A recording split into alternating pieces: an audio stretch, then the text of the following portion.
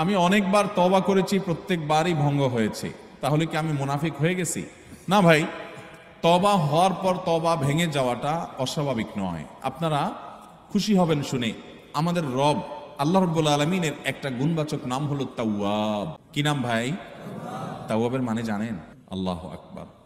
Repeatedly, বারবার যিনি বান্দার তওবা কবুল করেন। এই জন্য ভাই, একবার গুনাহ হয়ে গেছে, আল্লাহর কাছে তওবা করেছেন, চেষ্টা করছেন যে আর যেন না হয়, কিন্তু আবার শয়তান কাত করে ফেলে দিয়েছে, আবারও তওবা করে ফেলবেন এবং দুর্বল হবেন না। এখানে ইবলিস আপনাকে বলবে, তুই এতবার একই কাজ করে তওবা করছস আল্লাহর কাছে, আবার কোন মুখে তওবা করবি? থাক, বাদ দে।